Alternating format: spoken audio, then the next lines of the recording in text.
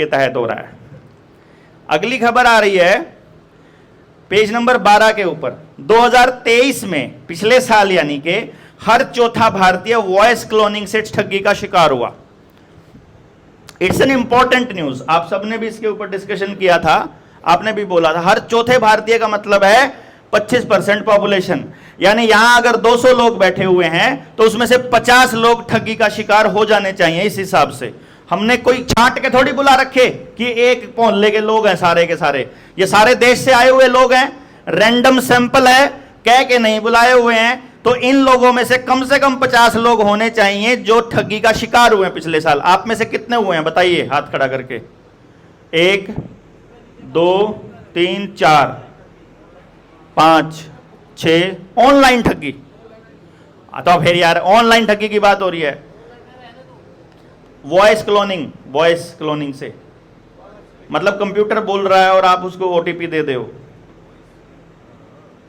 2 3 4 5, 200 में 5 लोग, कितने परसेंट हुआ? 2.5%। वो बता रहे हैं 25%, 10 गुना बता रहे हैं। ठीक है, ये एक सैंपल पता करने का है। कहीं भी पूछ लो जाके गांव में कितने लोगों को। अरे वो तो हम लोग भी क्यों हुआ, लालची थे इसलिए हुआ। कन्फर्म है 100% लालच के चक्कर में हुआ, डर के चक्कर में नहीं हुआ। मतलब वो लालची थे, वो फंस गए। अब ऑनलाइन ठगी का शिकार नहीं हुए हैं, वो अपने लालच में उन्होंने अब दान दिया। हो तो इनको ज्यादा मिलेगा तभी तो दान दिया ना।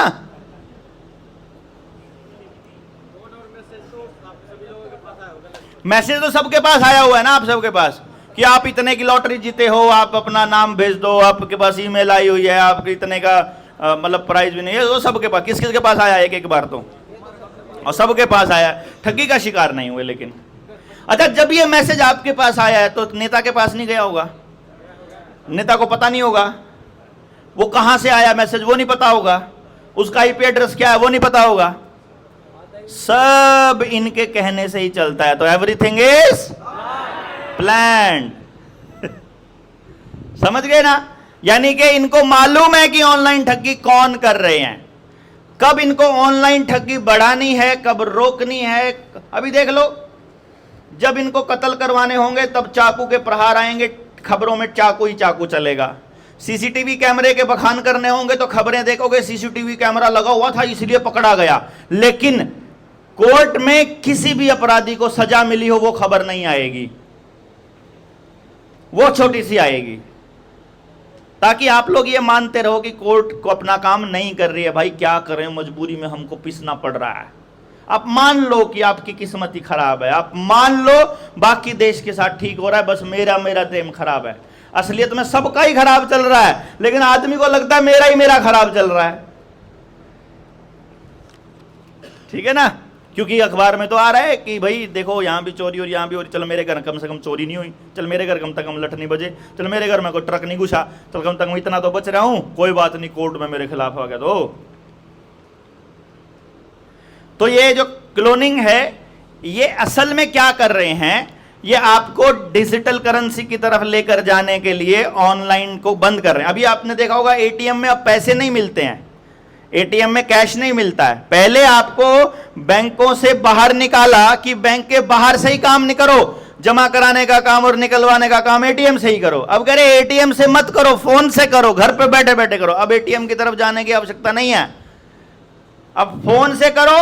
थोड़े दिनों के बाद अब कहेंगे इंटरनेट की भी जरूरत नहीं है, थोड़े दिन में कहेंगे, अभी देखना, कि पैसे निकलवाने और जमा करवाने के लिए इंटरनेट की आवश्यकता नहीं है, सिर्फ फोन में नेटवर्क होना चाहिए। और फोन में नेटवर्क उनका होगा जिन्होंने वोट करी होगी, और वोट जिन्होंने करी होगी वो गुलाम।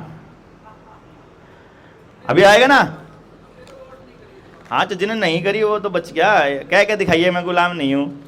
उसी के लिए, अपने को आजाद होने के लिए ही हमको और लोग जोड़ने पड़ेंगे जो इसी मानसिकता के हैं।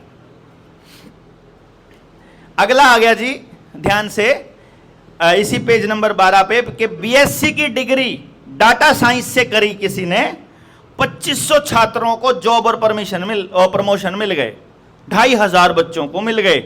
और उसमें कौन कौन लोग हैं? गृहिणी, डॉक्टर, और भाई नौकर, गायक, हरि कथा गायक।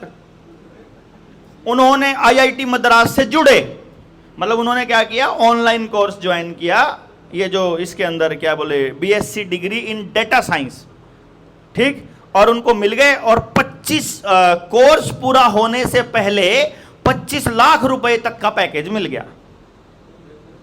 अभी देखो, गांव का आदमी इसको पढ़ेगा तो क्या सोचेगा, मैं भी ये वाला कोर्स ज्वाइन कर लूं।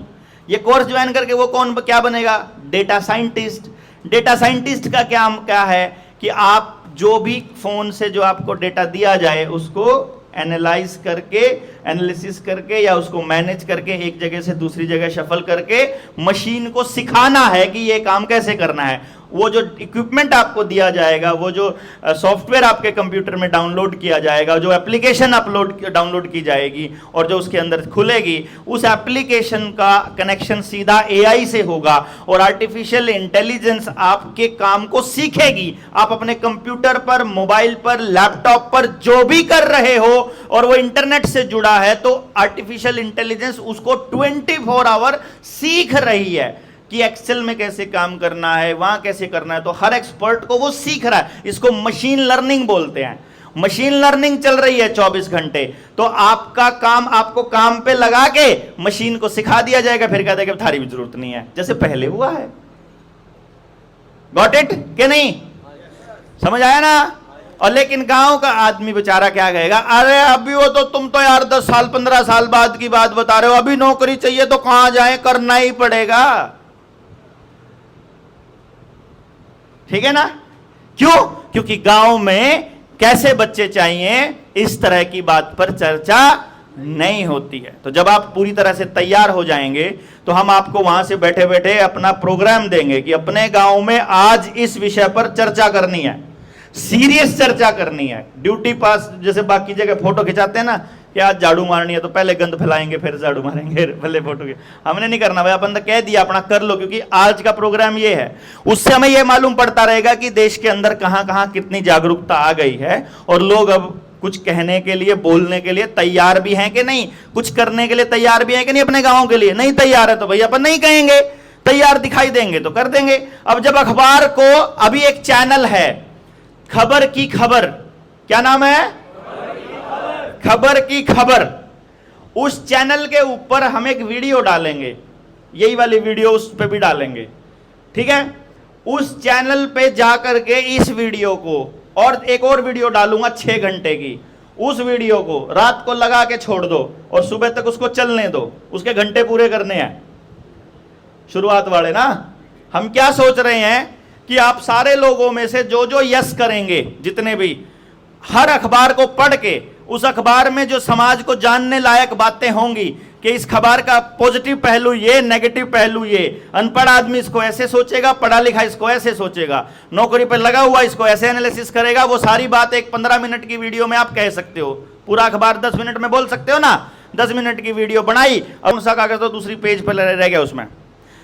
इसमें कह रहा है कई टेस्ट के माध्यम से हृदय, लीवर, किडनी, थायराइड और अन्य चीजों का आकलन, अमेरिका में हर महीने खून की जांच, बायोडेटा के आधार पर तैयार किया जाएगा खास फिटनेस प्रोग्राम और 35 लाख रुपए देना होगा वार्षिक शुल्क और महीने का 8 लाख रुपए सदस्यता। अब अगर कल को सरकार में बैठा हुआ कोई प्रधानमंत्री अनाउंस कर दे कि जो ये फिटनेस प्रोग्राम अमेरिका में 25 लाख 35 लाख में मिल रहा है, यो प्रोग्राम कार्ड धारकों के लिए फ्री, आयुष्मान कार्ड जैसा कोई कार्ड बनाओ, अपना आधार कार्ड और बाकी का डीएनए सैंपल दो और आपको ये 35 लाख रुपए की जो सेवा है ये फ्री ऑफ कॉस्ट दी जाएगी, तो कैसा रहेगा? सब लोग फिर से लाइनों में लग जाएंगे बनवाने के लिए, सिफारिशें लगवाएंगे, अपना डेटा देंगे, अपना खून देंगे, अपना डीएनए देंगे। अपना डीएनए देंगे मतलब अपनी बीमारियों की जांच देंगे। आपको क्या लगता है ये जो शहरों के अंदर है, ये जो अस्पताल हैं या जो लैब हैं, ये आपके खून की जांच को आपको बताने के लिए कर रहे हैं? कभी इनमें किसी ने काम किया है? कोई है जो इनके साथ टच में हो? हैं एक दो? अभी मैं आपको बताता हूं, मेरी बात अगर गलत हो तो मुझे टोक देना कि आप गलत बोल रहे हो। इन लैब के अंदर मनमर्जी से रिजल्ट को मैनिपुलेट किया जाता है? किया जाता है कि नहीं? होता है। डॉक्टर बताता है कि आजकल यार थोड़ा इतना दिया कर ये पॉइंट ना इतना करके दे दिया कर। मतलब ये लैब के लिए डॉक्टर बताता है, उनकी खुद की लैब है और वो ऐसा करते हैं और उनको पता है, और हर डॉक्टर का कमीशन है, हर टेस्ट का कमीशन है, और 50% है, यानी आधा डॉक्टर के पास जाता है। ठीक है?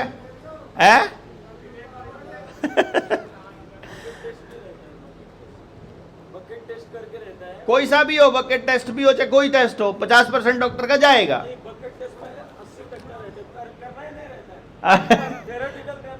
सिर्फ थ्योरेटिकल देना है भाई, ओके है ये।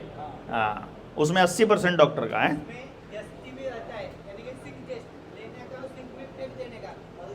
सिंक टेस्ट मालूम होता है डॉक्टर को किसको क्या हुआ है। सब फर्जीवाड़ा था। तो इसका मतलब ये जो डॉक्टर, जिनको हम डॉक्टर कह रहे हैं, ये डॉक्टर हैं कि राक्षस हैं? आप ही बता दो, है कि नहीं? जो पैसे के लिए काम करेगा वो डॉक्टर तो नहीं हो सकता भाई।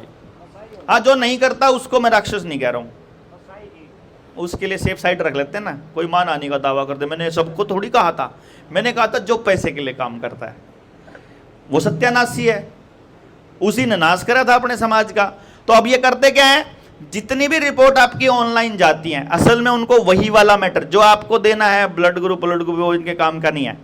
और वो सैंपल जब वहां जाएगा तो जो असली रिपोर्ट है, यानी आपके देखो, आपका आधार कार्ड है, आपके आधार कार्ड के बाद आपका जो वैक्सीन का सर्टिफिकेट है, उस वैक्सीन के सर्टिफिकेट जोड़ा हुआ है उन्होंने आधार के साथ। उस वैक्सीन के सर्टिफिकेट के ऊपर यह भी लिखा हुआ है कि उसमें वैक्सीन का कौन सा बैच लगा हुआ है, बैच नंबर है ना वैक्सीन का, उसके ऊपर लिखा हुआ। इसका मतलब उनको पता है कि किस बैच नंबर में कौन सी दवाई है, उनको मालूम है कि उसके अंदर क्या डाला हुआ है। तो क्या डालने से किस व्यक्ति को अब क्या हो रहा है, वो सारा डेटा उन रिपोर्ट, उन टेस्टों के माध्यम से होता है। तो ये जितने भी मोहल्ला क्लिनिक दिल्ली में बन रहे हैं, जितने भी पंजाब के अंदर अब नए डेटा सेंटर बन रहे हैं, वो सारे के सारे बायोडेटा जो इकट्ठा कर रहे हैं, वो डेटा का एक ही काम है कि आपके ऊपर जो इन्होंने मास एक्सपेरिमेंट किया था, उस मास ट्रायल का रिजल्ट क्या आ रहा है, उसके ऊपर निगरानी रखना, ताकि आने वाले टाइम में आपके जीन्स के साथ और छेड़खानी कैसे करनी है इसका उनको एग्जैक्ट पता चल सके। इसीलिए आपको उन लैब्स का एक्सेस दिया जा रहा है आयुष्मान कार्ड के जरिए, ताकि आप प्राइवेट अस्पतालों में जाओ और मैक्सिमम वहां जाकर के इस तरह की एक्टिविटीज पे काम करो। समझ गए? समझ आ रहा है गेम? तो अगर सरकार आपके लिए काम करेगी, मान लीजिए आप ये कहते हो कि सरकार हमारे लिए काम करती है, तो फिर भाई वो कर्जे के मामले में क्यों नहीं करती है? फिर हमें एक्सीडेंट हो जाए तो वहां क्यों नहीं करती है? हमारे बच्चे की शिक्षा के मामले में क्यों नहीं कर रही है? हमको रोजगार के मामले में क्यों नहीं कर रही है? जो चीज हम मांग रहे हैं उसमें क्यों नहीं? उसको देने में क्या तकलीफ है उसको? अगर वो हमारे लिए है तो उसे वो करना चाहिए जो हमको चाहिए, कि नहीं भाई? लेकिन वो नहीं कर रही है जो हमको चाहिए, वो कर रही है जो उनको चाहिए। यही वाली सरकार भी, इनसे दूसरे वाले भी, इनसे पहले वाले भी, इनके बाद वाले भी, वो सब यही कर रहे हैं। तो हमको मालूम नहीं हमको क्या चाहिए, यहां फंसे हुए हैं बस हम। तो देश की जनता को इस लेवल पे जागरूक अपन ने करना है कि हमको क्या चाहिए। नहीं समझे? हाँ जी भाई, क्लियर हो रही है बात कि मैं कहना क्या चाह रहा हूं? तो अब आपको एक बात समझ, एक और पेपर था देना जरा, जो मैंने दिया था आपको है, इसकी भी पॉइंट पे ले ही लेता हूं। कौन सा था? हाँ, इसकी जो मैंने खबर थी, जिसके लिए मैंने ये उठाया था, बस एक ही खबर के लिए था। इसमें एक तो ये क्रेडिट कार्ड बकाया भुगतान के लिए मिलेंगे 3 दिन अतिरिक्त। चलो ये तो कोई बात नहीं, ये तो उन्होंने कहा है कि चलिए पता है हमको तुम दे नहीं सकते, 3 दिन और देके थोड़ा एहसान कर रहे हैं 3 दिन का। लेकिन जो सबसे खतरनाक और सबसे गलत जो चीज ये जो सरकार, ये जो अखबार है, ये आपके दिमाग में डाल रही है और जो गलत है बहुत ज्यादा, जिसका हमको विरोध करना है, और हो सकता है तो कोई वकील हमारे बीच में बैठा हुआ तो इसके ऊपर मुकदमा करे अखबार के ऊपर, ताकि अखबार छापे ये बात। और अभी मधुकर भाई इसमें बड़ा अच्छा काम कर सकते हैं। इस अखबार की हेडलाइन है, सरकारी बैंकों को 2023-24 में रिकॉर्ड 1.42 लाख करोड़ का मुनाफा हुआ, यानी लगभग 1.5 लाख करोड़ का मुनाफा हुआ, और एनपीए 0.2% से नीचे गया। सरकार की 4R की रणनीति से बढ़ा बैंकों का लाभ। देखो इसके अंदर जो सबसे आपत्तिजनक शब्द है वो है सरकारी बैंक, सरकारी बैंकों का, क्योंकि एक भी बैंक सरकारी नहीं है। ये बात हम बोल रहे हैं, सरकार को भी बोल रहे हैं, देश को भी बता रहे हैं। आरबीआई भी प्राइवेट है, बैंक भी सारे प्राइवेट हैं, और ये मद्रास हाईकोर्ट का फैसला है। जाओ सर्च, किसी भी सर्च इंजन के ऊपर सर्च करो, Madras high court decision on RBI, whether RBI is a government और प्राइवेट, तो आपको पता चलेगा। 2020 का फैसला है ये, जिसके अंदर उन्होंने कहा था कि RBI employees and the bank employees are not government employees. भाई सरकारी होगा तो सरकारी एम्प्लॉय होगा, प्राइवेट होंगे तो प्राइवेट एम्प्लॉय होगा। क्यों जी, यही मतलब होगा इसका। तो अगर वो सरकारी नहीं है तो प्राइवेट है, या सरकारी नहीं है तो सरकारी है, ऐसा थोड़ी हो सकता है। जब हाईकोर्ट का फैसला ये कह रहा है कि सरकारी नहीं है, तो इसका मतलब, इसका ये मतलब निकलता है कि वो प्राइवेट है। तो सरकारी कौन सा बैंक है? एक भी बैंक नहीं है। तो इस अखबार पे मुकदमा होना चाहिए, और जो बैंक अपने आप को सरकारी बोल रहा है उस पर भी मुकदमा होना चाहिए, है कि नहीं?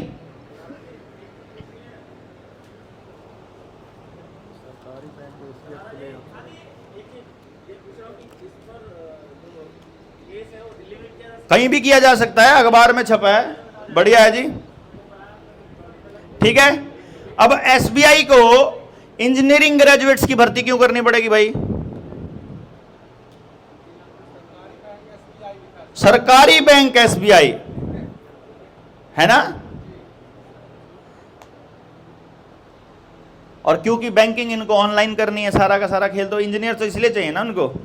अभी डेटाबेस तैयार कर लेंगे, फिर उनको एआई के साथ कनेक्ट करना है, फिर सीबीडीसी में लेके आना है, उसके लिए गेम प्लान है। बाकी एक और चीज़ है, मतदाता 70% वोटिंग करके तोड़ देना।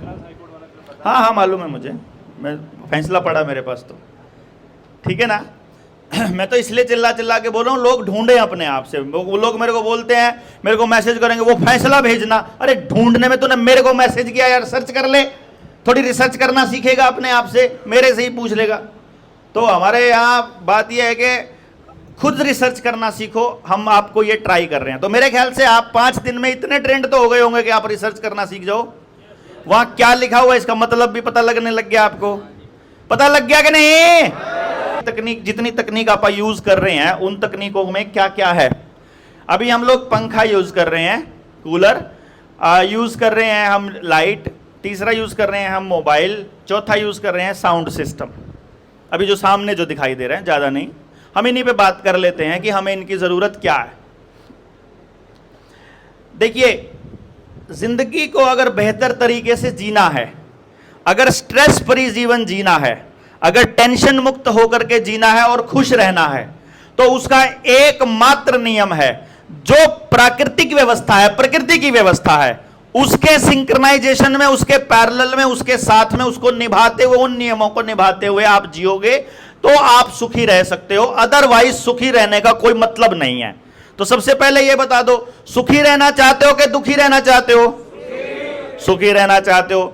अब इसमें जहां भी पर्यावरण का दोहन होगा, वही तकनीक खराब है। नंबर 2, जिसमें मांसपेशीय ऊर्जा का इस्तेमाल कम हो जाए, वही तकनीक खराब है। जितने मांसपेशीय ऊर्जा का इस्तेमाल करेंगे, उतना ही शरीर ऊर्जा मांगेगा, उतना ही भोजन हम खूब करेंगे। सोचो जरा, जब हम मांसपेशीय ऊर्जा का इस्तेमाल किया करते थे, हम 2 भाई थे, मतलब मैं और शिवम कमरे पर रहा करते एक जगह पे, जिस टाइम पे हम दोनों भाई 45 रोटी खाया करते, 45 2 जने, मतलब हम लोगों का तो मतलब इतनी खाया करते जब दोनों जने करके। पर कैलकुलेट करके इन्हों बलाता चेक करके, और कुछ नहीं होया करता। 18-15 वाले भी खूब मिलेंगे, है कोई एक आधा तो है, मतलब हैं थे इतने तो खा लिया करते। हलवा खाना वो पूरा कटोरा भर के भी खा जाया करते, कितना ही खा जाया करते अपन, मतलब कुछ है खा लो सब हजम हो जाया करता। और आज अपन एक रोटी फालतू खान दिया ना, गैस बढ़न की टेंशन हो जाए, कोलेस्ट्रॉल बढ़ने की टेंशन हो जाए, बीपी लो डाउन की हो जाए, शुगर अप डाउन की हो जाए, पता नहीं क्या क्या की हो जाए। मांसपेशीय ऊर्जा का इस्तेमाल कम कर दिया, इसीलिए ये सारी गड़बड़ हुई। मांसपेशीय में आपका पशुधन भी आता है और आपका शरीर भी आता है। तो अब आप देखो, जब आप मांसपेशीय ऊर्जा का इस्तेमाल करते थे, हमारे घरों में जब लाइट नहीं थी तो हम शाम को 5 बजे 6 बजे खाना खा करके अपनी अपनी छत पे अपनी खाट डाल लिया करते, और कब नींद आई हमें पता ही नहीं चला।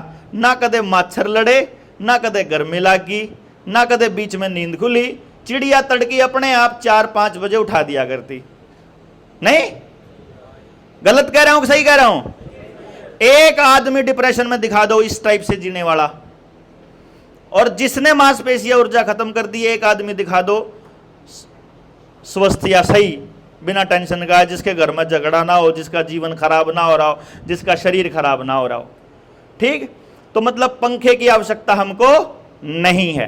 पंखे की आवश्यकता तब है जब हमने अपने आसपास सारे पेड़ काट दिए हों, जो कि हमसे कटवाए गए, ये कहकर कि तुम्हारी पैदावार को रोक रहे हैं, तो खेतों से सारे पेड़ उड़ा दिए, क्योंकि उनको ओरिजिनल पेड़ कटवा करके आपको जीएमओ वाले हाइब्रिड बीज वाले पेड़ देने थे, क्योंकि असली बीज औषधीय काम करते हैं। नीम के पेड़ का हो, बरगद का पेड़ हो, पीपल का पेड़ हो, ये जब आपके यहां पर होते हैं तो वो कुछ ना कुछ आपको दे के जाते हैं। लेकिन उन्होंने आपके यहां पॉपुलर लगवा दिए, सफेदा लगवा दिया, नीम की जगह डेग लगवा दिए, सारे के सारे उल्टे पौधे लगवा दिए। अब उनको पौधों से आपको कोई लाभ नहीं हो रहा। फिर आपके खेतों के अंदर फलों वाले पौधे ऑटोमेटिक होते थे, तो जो डॉक्टर BRC की DIP डाइट फॉलो करते हैं वो तो अपन नेचुरली फॉलो करा करते। तड़की उठते खेत में गए तो अपना फ्रूट ही खाया करते, जो खेत में अवेलेबल होया करता, कच्चा माल है कि नहीं होया करता। मतलब हम लोग जब जाया करते थे, तो ये एक प्रोसेस है जो आपको पहले लेवल की ट्रेनिंग में हम लोग बता ही चुके हैं कि किस तरह से उन्होंने पूरे सिस्टम को खराब किया था। उस पर तो अपने को दोबारा चर्चा करने की आवश्यकता मेरे ख्याल किसी को नहीं है। जो नहीं आया था, जिसको नहीं मालूम है, वो पहले लेवल की ट्रेनिंग में आ जाना, वहीं बताई जाएगी। अब उनको रिपीट करने का कोई लाभ है नहीं है, सारे एक्सपर्ट बैठे हैं, इन एक्सपर्टा तक के समझावा। तो ये इसकी जरूरत नहीं हो गई। अब नंबर 2, अगर आप गांव की व्यवस्था बनाते हो, अपने गांव में ही रहते हो, गांव में ही पढ़ रहे हो, गांव में ही खा रहे हो, तो गांव में शांति का माहौल होता है कि शोर का माहौल होता है?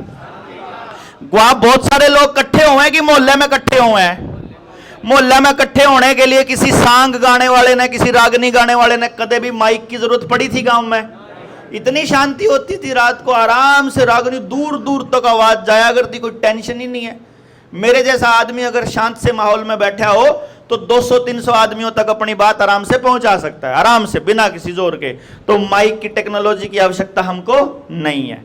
ड्रामा करने के लिए ही डीजे चाहिए, नाटक करने के लिए ही डीजे और साउंड सिस्टम चाहिए, दिमाग को खराब करने के लिए ही साउंड सिस्टम चाहिए। अगर संगीत चाहिए तो वो केवल वाद्य यंत्रों में ही मिलेगा। वो रिकॉर्ड किया हुआ संगीत किसी काम का नहीं होता एक्चुअल, क्योंकि वहां पर फ्रीक्वेंसी चेंज करने के बाद आपके दिमाग की तरंगों के साथ छेड़छाड़ की जा सकती है। इसलिए रिकॉर्डेड म्यूजिक बहुत खराब, बहुत गलत रहता है। तो म्यूजिक के पर्पज से भी म्यूजिक सिस्टम खराब है। जो गाड़ियों में लगे हुए हैं जितने म्यूजिक सिस्टम, जितने FM चलाते हैं लोग, वो सारे लोग हड़बड़ी में, टेंशन में रहते हैं। जिनका गाड़ी के अंदर म्यूजिक सिस्टम शांत रहता है, वो आदमी भी शांत रहता है, क्योंकि उन्होंने फ्रीक्वेंसी इस तरीके से सेट की हुई है रिकॉर्डिंग की। तो अगर भैया डीजे की जरूरत नहीं है, म्यूजिक साउंड सिस्टम की जरूरत नहीं है, म्यूजिक की जरूरत नहीं है, तो ये टेक्नोलॉजी भी खराब। ठीक है जी। तीसरे नंबर पर आ गया जी हमारा फोन। फोन पे आप अगर कैलकुलेट करो, सुबह से लेकर रात तक टास्क ही दे देता हूं मैं आपको, काम का क्या करा वो बता दो जो प्रोडक्टिव हो। इसमें आप झूठ ज्यादा बोलते हो कि सच ज्यादा बोलते हो?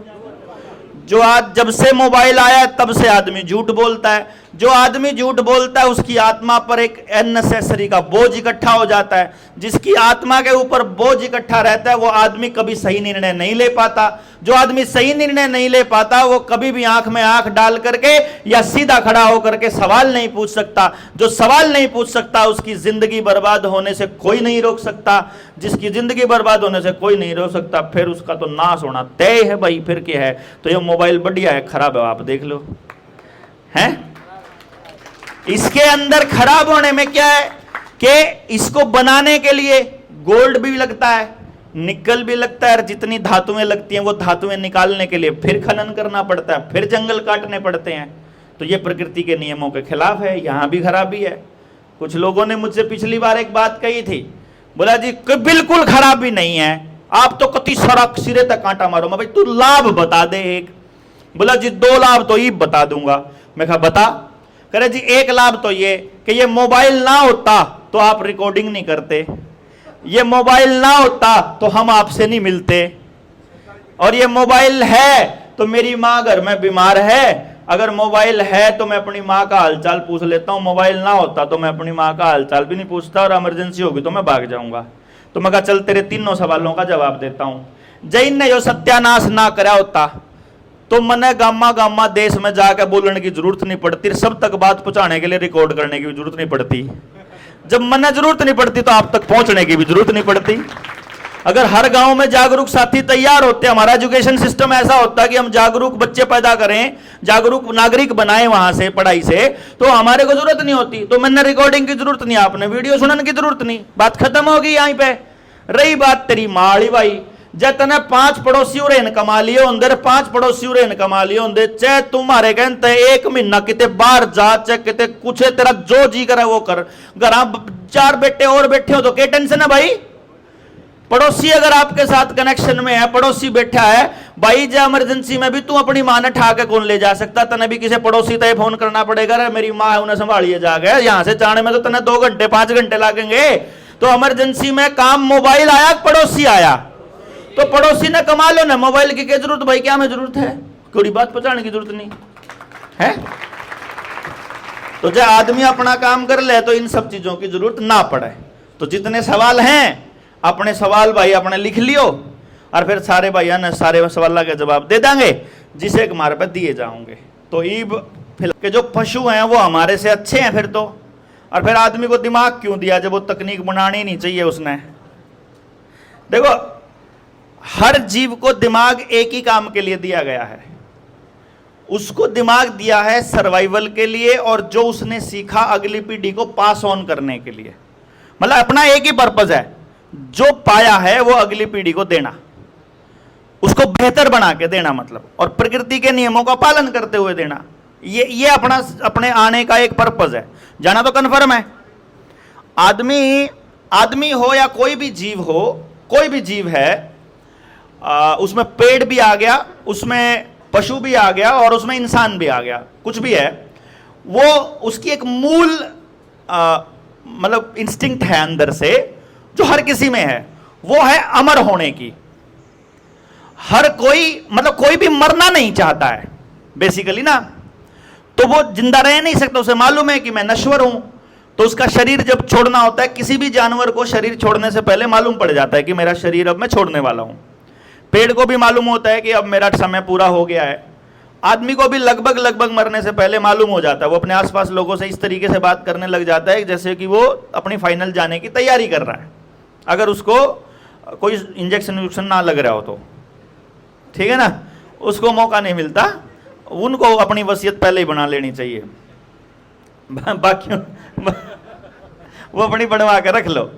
लेकिन बात यह है कि जो आदमी है, अब जब ये मरना तय है तो वो अमर होने के लिए फिर वो एक रास्ता निकालता है, और वो हर कोई निकालता है। ऐसा थोड़ी आदमी के पास दिमाग है, बीज के पास, उसके पास भी दिमाग है, पेड़ के पास भी, फिर तो किसी जानवर के पास भी। वो अमर रहने के लिए बीज का निर्माण करता है।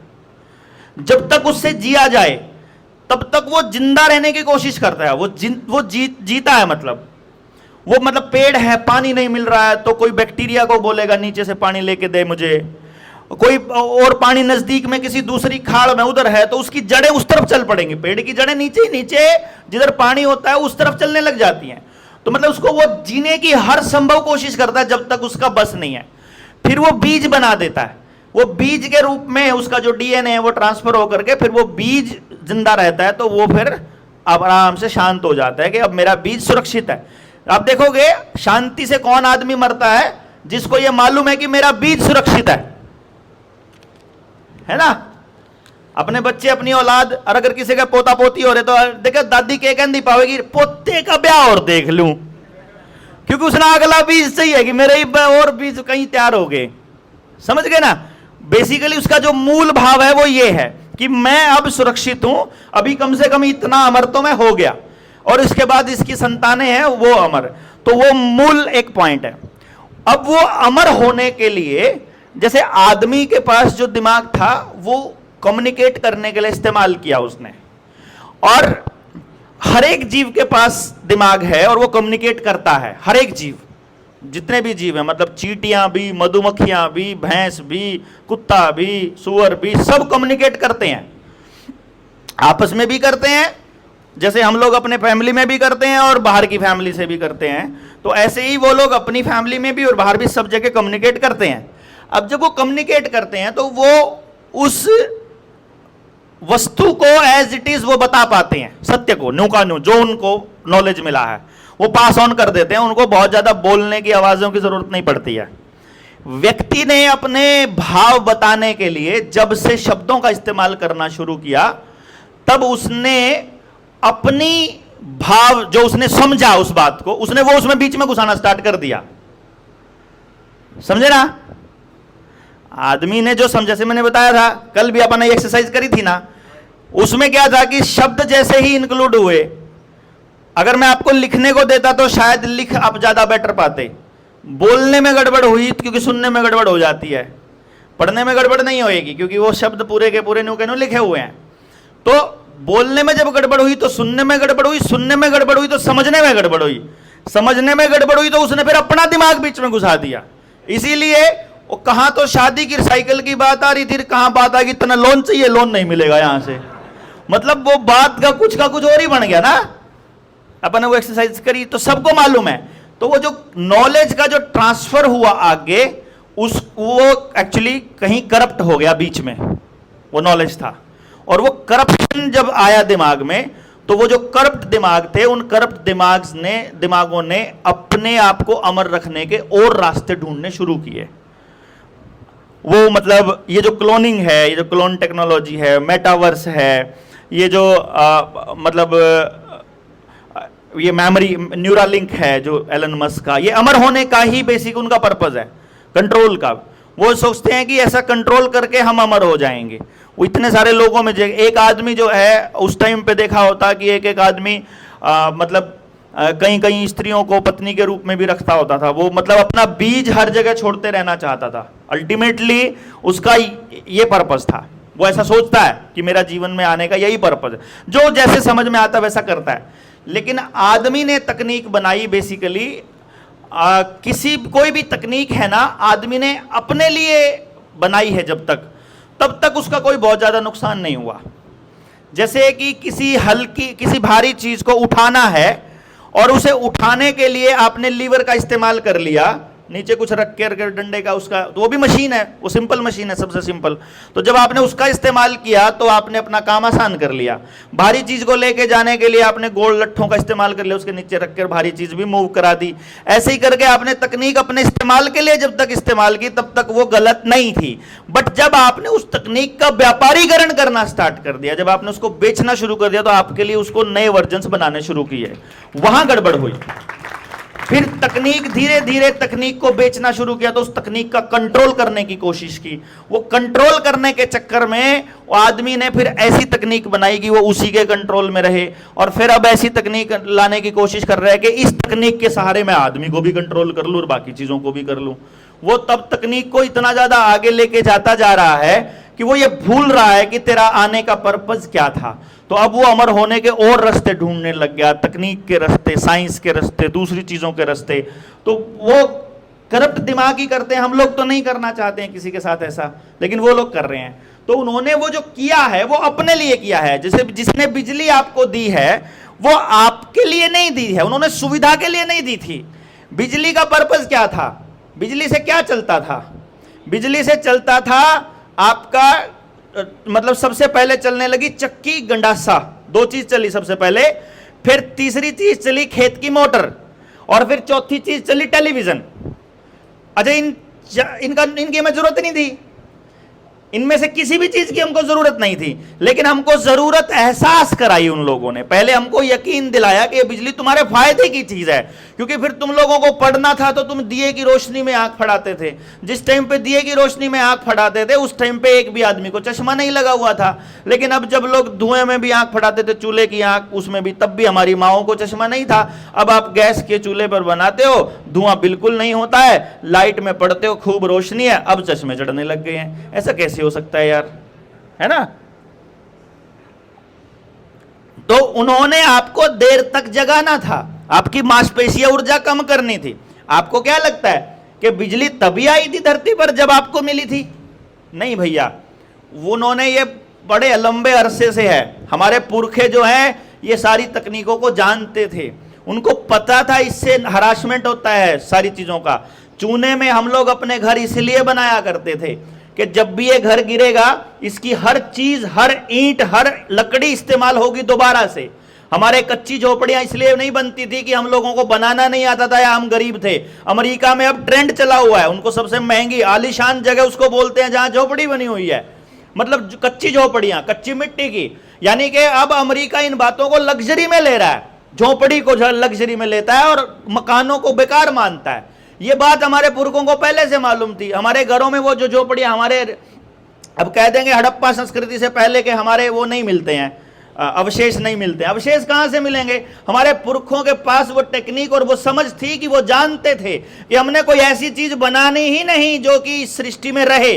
वो चाहते थे कि मेरी पीढ़ी को जो चाहिए वैसा मैं अपनी झोपड़ी बना लूं, मेरे बच्चे जो जिनको चाहिए वो अपने किस्म की पुराने वाली को ढहा के अपनी नई बना लो, अपनी जैसे जरूरत पड़े, और जब अगले मरे तो वो अपनी बना लो, और वो जो भी चीज उसके अंदर बनती रहे वो मिट्टी में मिलती रहे। उनका पर्पस ये नहीं था कि उनको अमर रहना है, किसी पे कंट्रोल करना है या चीजों को ऐसे रखना है। अब व्यापारीकरण की वजह से ही तो आपको सीमेंट के घर बनाने पड़ रहे हैं ना। व्यापारीकरण नहीं होता अगर भवन निर्माण कला का, तो कभी भी सीमेंट के घर नहीं बनते। फिर आपके घर ऐसे बनते जो एक बार बन गया तो 100 साल तक आपका बना पड़ा रहे, कोई दिक्कत नहीं है, चूने में बन जाए। और अभी भी किले पड़े तो हैं, कितने कितने सालों, हजारों सालों के किले, वो अभी तक बिल्कुल सुरक्षित कैसे हैं? क्योंकि उनकी जो भवन निर्माण कला, इसका मतलब इतनी उस टाइम पे इतनी सुदृढ़ थी। हमारे वाले बिल्डिंग, हमारे वाले पुल रह करके दिखा दो ना, उनके बनाए हुए 600-600 साल पुराने पुल अभी भी हैं, और हमारे बनाए हुए पुलों को इतने दिनों तक रह के दिखा दो। इसका मतलब ये हुआ कि हमारे वालों के पास टेक्निक भी थी, समझ भी थी, और उनको ये पता था कि ये कंक्रीट और ये सीमेंट असल में इस प्रकृति का विनाश करने के बाद ही आती है, और ये नहीं आती है। लेकिन कुछ करप्ट दिमागों ने कंट्रोल करने के चक्कर में ये किया। तो हम ये नहीं कहेंगे कि आदमी का दिमाग खराब हुआ, हम ये कहेंगे कुछ लोगों का दिमाग खराब हुआ और उन्होंने बाकियों का खराब करना शुरू किया। ये जो मोबाइल है ये आपका दिमाग खराब कर रहा है, और उन्होंने ये अपने लिए बना रखा है, ये आपके लिए नहीं बना है। मोबाइल आपने नहीं बनाया है, अपनी सुविधा के लिए नहीं बनाया है, उन्होंने आपके लिए बनाया है। आपके ऊपर मास ट्रायल चल रहा है, मशीन लर्निंग चल रही है। इससे बड़ी मार्केट नहीं है, भारत से बड़ी मार्केट नेपाल में तो नहीं है इंटरनेट फ्री। वहां तो उन्होंने तो मतलब डेटा का पूरा चार्ज लगता है, क्योंकि नेपाल के लोगों की जो मानसिकता है उस एरिया के लोगों के पास है, तो वो नेपाल को नहीं देंगे फ्री में। यहाँ के लोगों पे मास ट्रायल हो ही रहा है, यहाँ वालों को फ्री दे दो। मास ट्रायल का हिस्सा हो आप लोग बेसिकली तो, और उनके मास ट्रायल का हिस्सा हो तो ये जो मोबाइल है ये असल में उनका हथियार है जो आपको स्टडी करने के लिए आपके हाथ में पकड़ाया हुआ है, और आप इसको तकनीक मानते हो। ये तकनीक नहीं है, ये हथियार है उनका बेसिकली। मैं अगर 70 के और 80 के दशक की अगर बात करूं, मतलब पार्टिसिपेट लोगों ने थोड़ा थोड़ा करना शुरू किया था मेंबरी के चुनाव और सरपंची के चुनावों के अंदर। उससे पहले क्या था कि लोग अपने कैंडिडेट को, अपने प्रतिनिधि को वैसे ही चुन लेते थे, भाई सर्वसम्मति से चुन लिया, भाई इबका थारे मोहल्ले में तो होगा, अगली बार हमारे मोहल्ले में तो हो जाएगा, इबका सरपंच था रहा, इबका मारा नहीं हो जा करता ना। ऐसे ही गाँव में ना ऐसे होता था। और इलेक्शन के दौरान क्या होता था कि सिर्फ कुछ घराने ही इलेक्शन में पार्टिसिपेट करते थे। अब जो रियासतें थी जितनी भी, वो रियासत जब विलय की गई थी तो उनको शायद कोई प्रॉमिस किया गया होगा रानी के द्वारा कि तुम हमेशा सत्ता में रहोगे, मतलब तुम्हारा राज रहेगा, तुम्हारे हिसाब से सब चीजें चलेंगी और तुम्हारा धन जो है वो बचा रहेगा, जमीनें तुम्हारे पास रहेंगी, तुम किसी ना किसी पार्टी के साथ कनेक्टेड रहना, उसके बाद तुमको मतलब देखा ही होगा आपने, सिंधिया परिवार हो गया, राजे परिवार हो गया, अमरिंदर का परिवार हो गया, ये कैप्टन अमरिंदर जो इधर वाला, ठीक, कपूरथले वाले का हो गया, इधर आपका शिमला वाले का वो राजा वीरभद्र का हो गया। तो ये हमेशा से ही सत्ता में रहे हैं, अभी भी सत्ता में ही हैं लगभग, इनका कुछ नहीं बिगड़ा आज तक। तो इधर हमारे यहाँ भी कुछ फैमिलीज थी जो राजनीति में पार्टिसिपेट करने लगी, खास तौर पे 1977 के बाद, जब जेपी आंदोलन हुआ 77 में। जेपी आंदोलन से पहले जो है वो इमरजेंसी का दौर था। इमरजेंसी के दौर से पहले यानी कि वहाँ उस इमरजेंसी में भी एक दौर ऐसा आया था जब बिल्कुल वैसा ही काम इंदिरा ने किया था जो इस मोगली ने किया है, लोगों को जबरदस्ती पकड़ के उनको जनसंख्या नियंत्रण के लिए उनकी नसबंदी करी थी। अब की बार नसबंदी दूसरे तरीके से करी है इन्होंने, ठीक है ना, लेकिन करी वही है, जबरदस्ती का तरीका सेम है। अभी क्या हुआ कि जब इसको थोड़ा गौर से एक बार नजर दौड़ाओगे तो उस दौर में जब चुनाव लड़े जाते थे तो गांव में दो तबके होते थे, एक जो जमींदार जिनकी जमीनें हैं और दूसरे जो खेतीहर श्रमिक थे, जो मेहनत करने वाले लोग थे, जो बाद में आमतौर पे वो बिना खेती वाले जिनके पास जमीनें नहीं थी, जो शेड्यूल कास्ट में इनको रखा गया बाद में। एससी और बीसी जो कैटेगरी है वो या तो मेहनत से, जैसे कुम्हार हो गए अपने का काम करा करते, सुनार लुहार हो गए, इधर से चमार हो गए, वाल्मीकि का जो मोहल्ला हो गया, तो वो सारे के सारे लोग जो है ना वोट करा करते अपने जजमान के हिसाब से, जो भी उनका जजमान होया करता, वो जजमान बताया करता उनने कि वोट किसको देनी है। याद होगा, ध्यान होगा इस बातों का।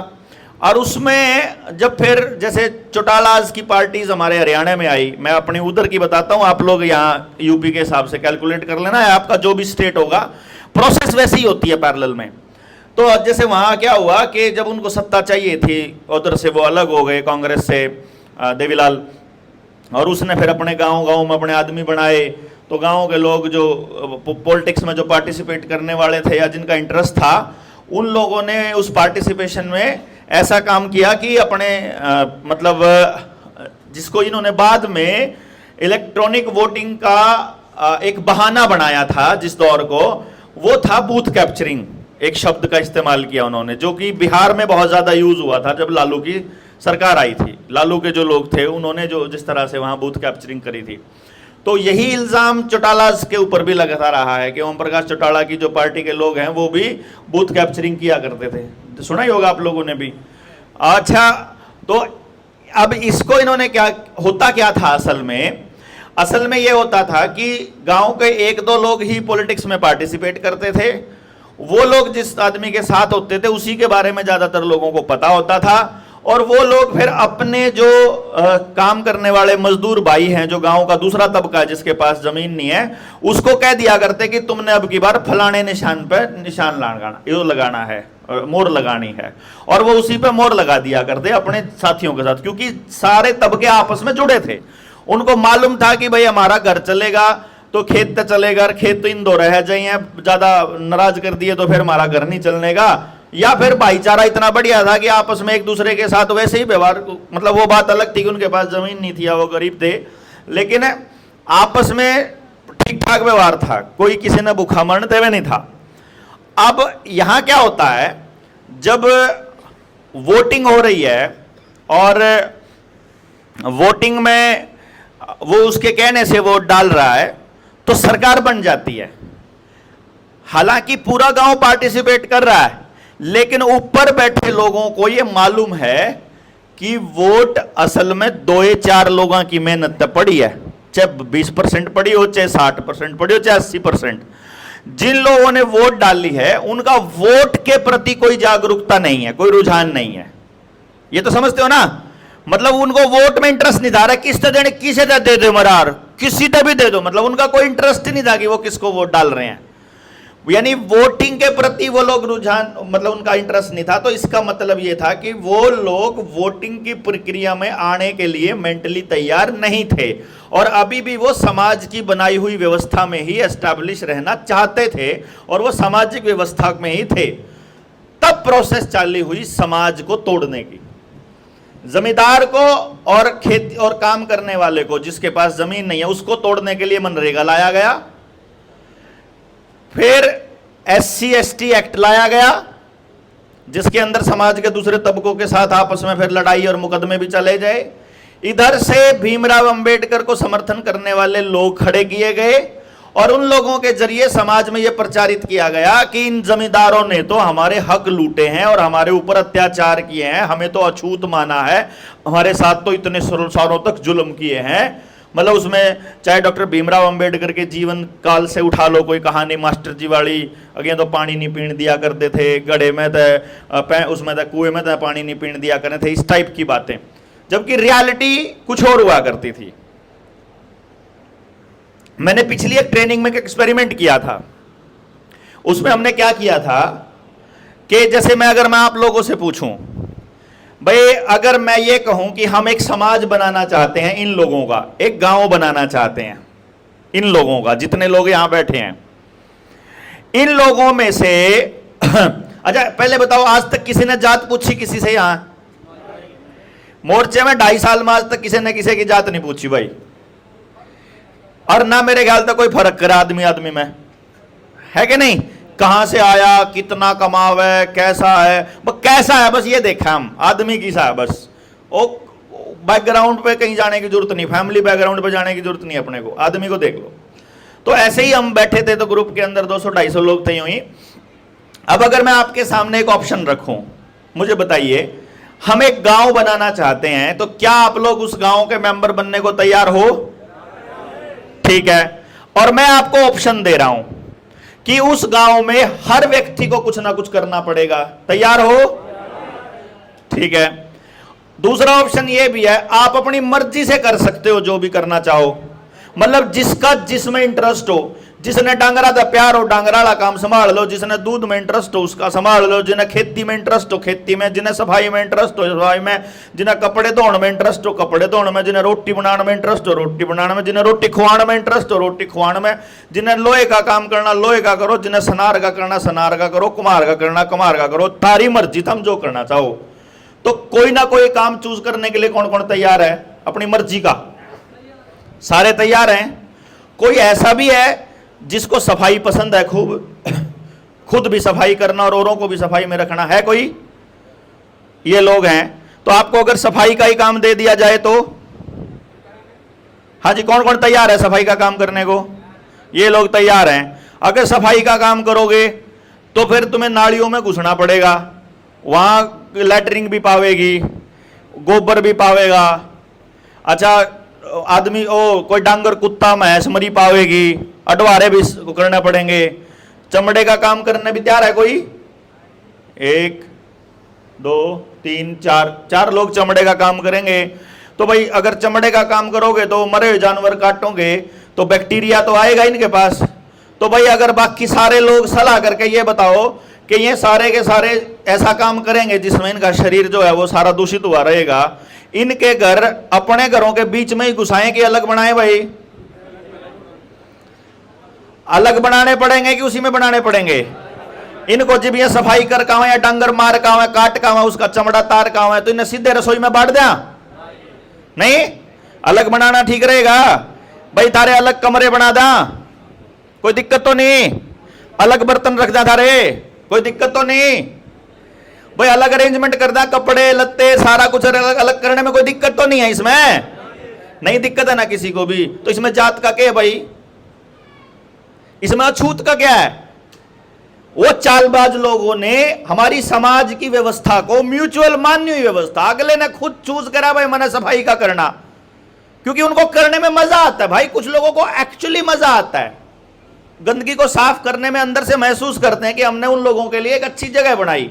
तो वो लोग जो ऐसे लोग थे उन्होंने खुद चूज किया कि भाई मैं थारी रसोई में को नहीं आंदा, मैं तुम्हारे बर्तनों को नहीं छेड़ता, मैं तुम्हारे घर से अभी दूर रह देता हूं, तुम्हारी बैठक में बैठ जाता हूं, अलग से एक कोने में बैठ जाता हूं। उसने खुद चूज किया कि मेरे कपड़ों में कहीं ना कहीं कोई बैक्टीरिया होगा, वो तुम्हारे बच्चों को लग जाएगा। और इसको उन लोगों ने क्या कहा? छुआछात का नाम दिया।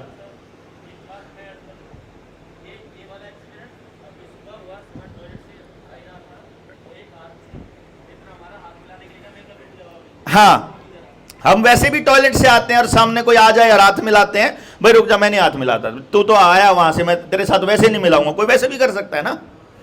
कहने का मतलब यह हुआ कि समाज के लोगों की आपस में कंसेंट से बनी व्यवस्था को उन लोगों ने छुआछात की व्यवस्था बोल दिया और ऐसे करके समाज को बदनाम किया। ये सारा अंग्रेजी व्यवस्था का ही खेल था। हम लोग तो बड़े प्यार से रह ही रहे थे यार उस व्यवस्था में, एक दूसरे को कुछ भी कह दिया करते। मैंने बहुत सारी चीजों के ऊपर मैंने जानने की कोशिश करी है। मैं पूछा करता अपने दादाजी से, दादा अपन न्यू करा करते ना भाई, इसका तो यो पर्पज होया करता, या किसी और बुजुर्ग से पूछा करता, वो होया करता।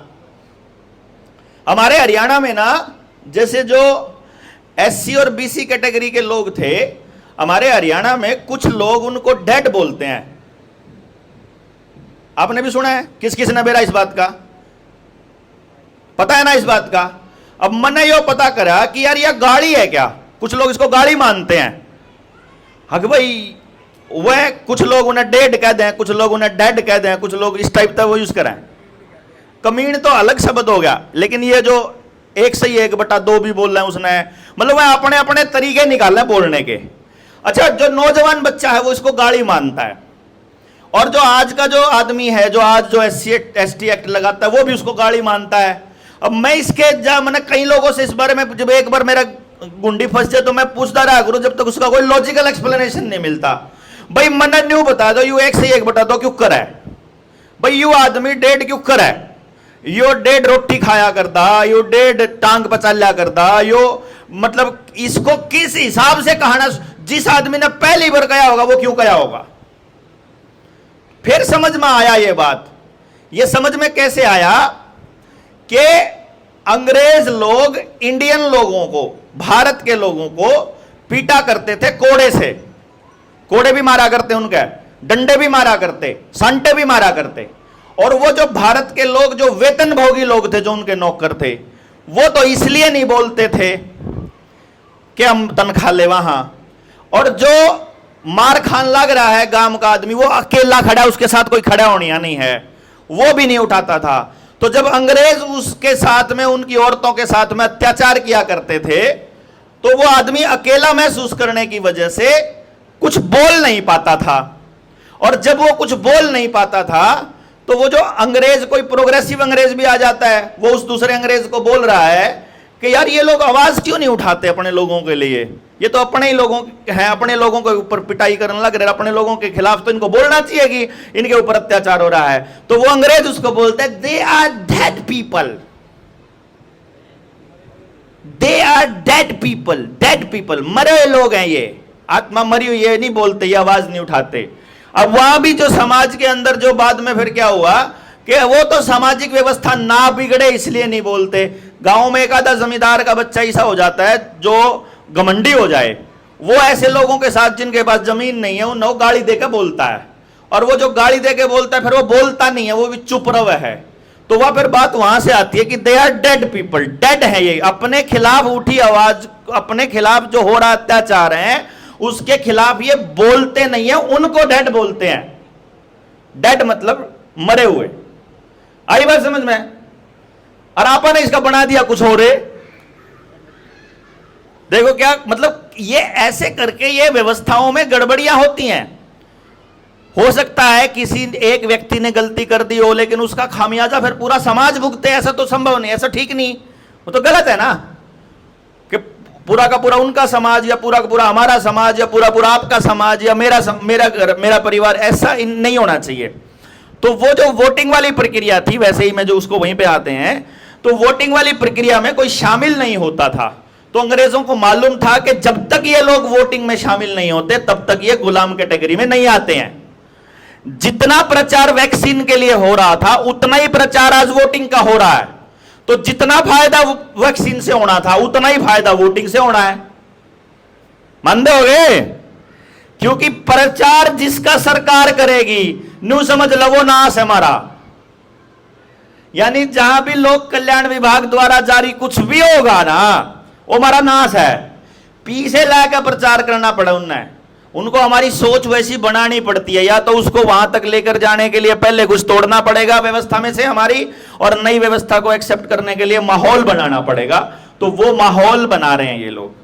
तो ये जो मतदान है, जिसको ये कह रहे हैं कि जो अप्रवासी लोग हैं, दूसरी जगह से आने वाले लोग हैं, जो बिहार से आके कोई मजदूरी कर रहा है यूपी में, कोई हिमाचल में, कोई हरियाणा में, दिल्ली में, पंजाब में, तो उन लोगों के लिए कोई एप्लीकेशन ऐसी बनाई जाए कि वो वहीं से वोट डाल पाएं। ज्यादा से ज्यादा डिजिटलाइजेशन, तो जिसके हाथ में इंटरनेट होगा वो जैसे मर्जी रिजल्ट को मैनिपुलेट कर सकता है। सब कुछ डिजिटल लाने का यही खेल है। वो ये कहते हैं कि आप जिसको मर्जी वोट डाल सकते हो, लेकिन वोट एक ही जगह डालनी पड़ेगी। जैसे बेटा तुम जो चाहे चुन सकते हो, या डॉक्टर या इंजीनियर। वैसे ही ना, जैसे हमारे पेरेंट होते हैं आजकल, वो भी ऐसे ही बोलते हैं, हम तो कभी नहीं रोकते जी, तुम जो चाहे चुन सकते हो, या डॉक्टर बन लो या इंजीनियर, तुम्हारी मर्जी, हमें कोई दिक्कत नहीं है। तो इस प्रकार ये जो वोटिंग वाला जो पॉइंट था, ये बड़ा वैलिड पॉइंट था गौरव का। और इसका एक्सप्लेनेशन इसको आप ऐसे समझ के लीजिए कि गांव में जिसको भी समझाना है, सिंपल सा फंडा है कि भाई हमारा काम, नागरिक का काम, जनता का काम केवल एक है, सरकार का विरोध करना। अगर कोई ये कहे कि भाई सरकार ने कुछ तो अच्छा करा होगा, अच्छे की बड़ाई भी करनी चाहिए, तो हमारे पास दो लॉजिक होने चाहिए इसके लिए। पहला लॉजिक, जब उसने अच्छा करा है तो कोई शान नहीं करा, इसे काम के लिए उसको चुना गया था। नंबर दो, उसको इसी काम के बदले में महंगी गाड़ियां, मुंह मांगे पैसे, हवाई जहाज, अनगिनत नौकर, अनगिनत फैसिलिटी, सब कुछ मिलता है, तो उसने कोई शान नहीं करा। पहली बात तो देश के लिए उसने कुछ नहीं करना होता, सारा काम बाकी के लोग करते हैं। दूसरी बात, अगर तुम ये कहते हो कि उसके फेवर में हमको बोलना चाहिए, हर राज्य की सरकार को और केंद्र की सरकार को करोड़ों रुपए का, कई 100 करोड़ रुपए का बजट मिलता है केवल अपनी योजनाओं के गुणगान करने के लिए। अलग से पब्लिक रिलेशन का डिपार्टमेंट होता है उनके पास, जिनका काम अखबारों में ऐसी चीजों को छपवाना होता है। करोड़ों रुपया खर्च करते हैं वो अपनी योजनाओं के बखान के लिए। तो अपनी बड़ाई के लिए वो करोड़ों रुपया खर्च कर सकते हैं, तो क्या देश की जनता अपनी मर्जी से उनका विरोध भी नहीं कर सकती? अगर आप किसी व्यक्ति का या किसी नेता का, किसी पार्टी का अगर समर्थन करते हो, अगर वो गलत नहीं है तो मेरा विरोध करना भी गलत नहीं है, क्यों जी? और अगर मेरा समर्थन करना गलत नहीं है तो फिर आपका विरोध करना गलत नहीं है। कहने का मतलब है कि यदि मेरा विरोध करना गलत है तो फिर आपका समर्थन भी गलत है। फिर तो सबको न्यूट्रल होना चाहिए, और न्यूट्रल कोई हो नहीं सकता, ये भी सही है। सो द पॉइंट इज कि एडवर्टीजमेंट को समझ जाना है कि एडवर्टाइजमेंट का पर्पस क्या है। गॉट इट ना?